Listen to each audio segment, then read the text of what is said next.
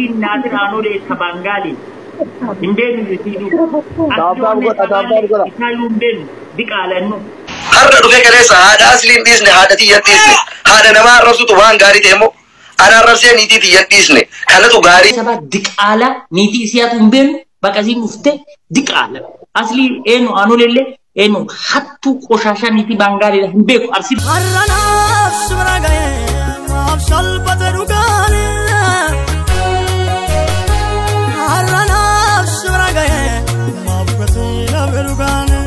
komando ha niitiin Naasir Aanoolee Sabaangaali hin beeknu yesiidhu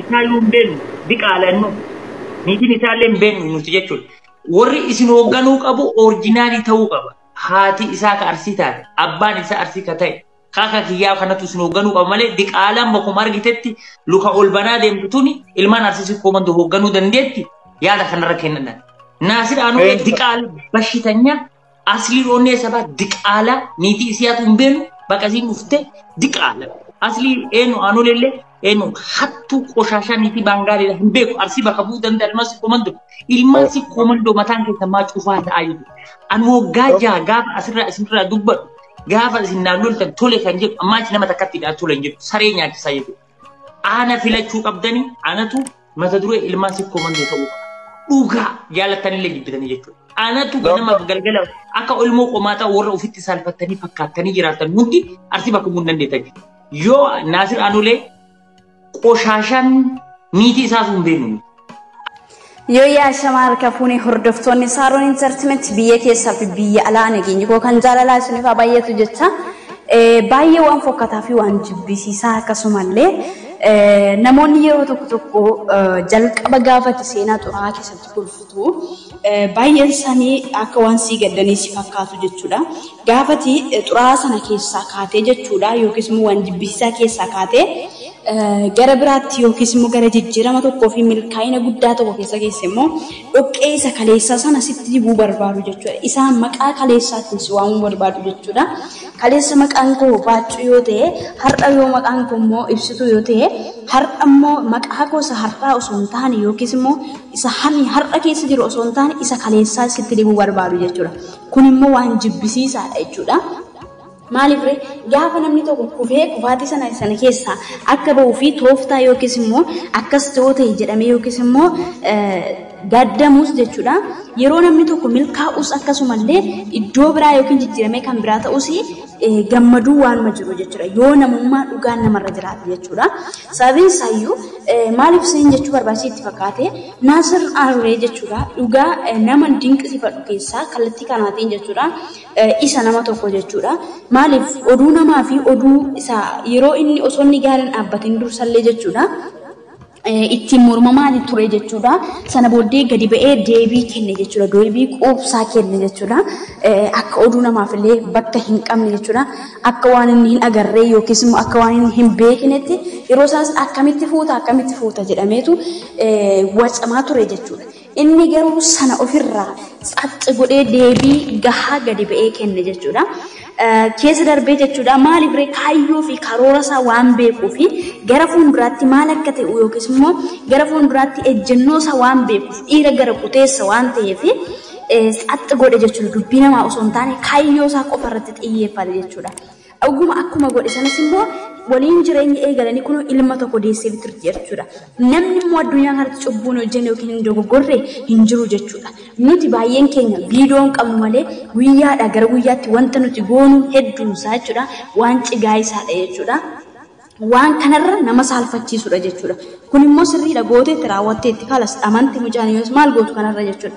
Har'a garuu jireenya bultii waliin eegalee waliin ho'ee akka kanatti bultiin horame kana keessa galame yeroo akkatti jechuudha hinaaffaarraa kan ka'e.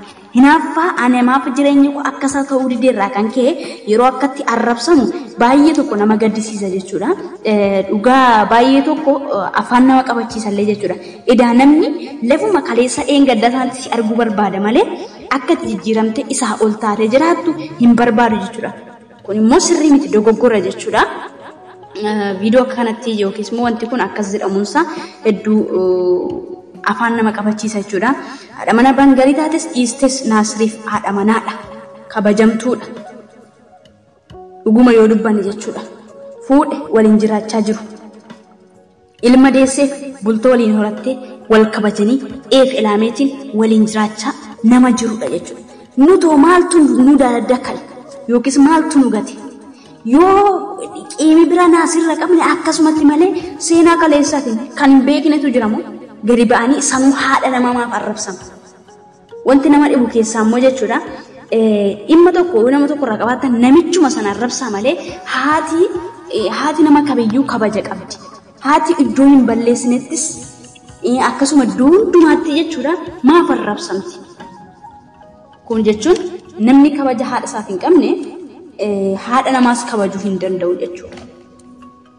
Yeroo akkatti haadha isaa arrabsan isaa bira darbee haadha manaasallee isallee yeroo akkatti arrabsamu sheemii guddaadha. Namni kun immoo nama fakkeenya guddaa ta'e akkasumallee nama jechuudha yeroo baay'ee yaadota bilchaataa kennuudhaan namoonni hedduu fakkeenyummaa guddaarra jaalalli dhugaa maal akka ta'e jaalalli mo'aa akka ta'e jechuudha.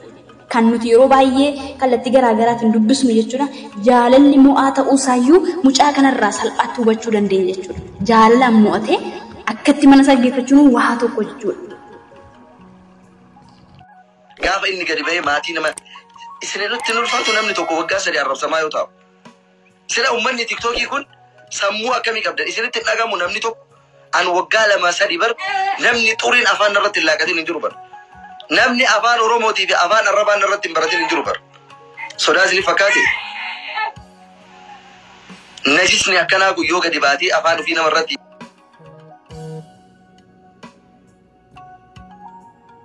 hiikattu Oromoo sodaa isinii fakkaate.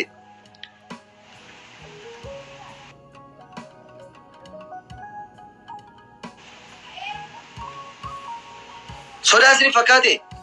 Waan dubbatu hin dandeenye way isinii fakkaate. Moo nama haasaan beekne isinii fakkaate. Bar kabajaa keessan yoo isin hin beekne malee namni kabajaa keessan jallisaa bar. Isin ulfeessuuf jallisaa bar. Isin ahotti waan hin taane hojii gadheesaa dubbatu saalfatuuf namni jallisaa bar. Kun akkamitti isinitti mul'anne. Nama 7,000 TikTokii isaa fuula godhe. Maal naa godhettee fuula godhime. Harargee arrabsu waan gaarii ta'e moo dheengadda uummata keenya Arsii Baalee arrabsutu waan gaarii ta'e moo har'a dhufee kaleessa haadha asliin dhiisne haadha tiyyan dhiisne haadha namaa arrabsutu waan gaarii ta'e moo ana arrabsee niitii tiyyan dhiisne kanatu gaarii isin ta'e fooloo gootan moo namticha tima furrii kana maal abbaa isaatiif fooloo gootan mee bu'aan isin jalaa argataa jirtan faayidaan inni isinii buusu maal inni maali bu'aan inni isinii buusaa jiru kanaaf warroonni kaleessa jala teettanii waliin afaan banaa turtan binan dhiisin kakadhee waadaa isinii gala guyyaa irraa ajandaa isa godhadha guyyaa irraa gad garagalcheessa TikTokii takka banatee yoo inni fayyadam anqabisi godhadhee deema gaafa san hin bana hin cufu feetu abbaan fedha su'aa fi an ijoollee harargee takka qabadhee likkitti isa galcha ijoollee harargee takka qofa qabadhee jara waliin likkitti isa galcha obsi warri jettan obsa waatuun barbaachisu miira keessan galii warri jettan kaleessa gaafa inni haadha kiyya arrabsu isin eessa turtan guyyaa mara gorsin jiru laa kanaaf deebii kennuu sirraan eegamu eenyu deebii akka kennu barbaaddarree kabira saree likiskisii akkanaa kana saree likiskisii xurii wasaka akka kanaa kana sidaama mataa qorii kana jechaadha anumatu ofirraa adabatti godha of danda'e anumatu of danda'e adaba ofirraatti godha ofirraa qofaa miti ummata harargee irraallee anumatu adaba isatti godha ilma haadha guyyaa takka kootume maqaa nama tokkichaa kaas sooshaal miidiyaa kanarratti kootu maqaa nama tokkichaa kaas mee sanyii harree jechuudha yoo of beekte booyyee yoo of beekteef kootu nama tokkicha maqaa isaa kaas ushaan kun namni jalaa callisee jennaani fedhu ganda namaa arrabsa fedhu nama dhuunfaa arrabsa fedhu haadha namaa arrabsa fedhu abbaa fedhe arrabsa maan abbaatu sila onan eenyu abbaa isaa waan ta'eef inni eenyuun caaleeti jabaatee eenyuun caaleeti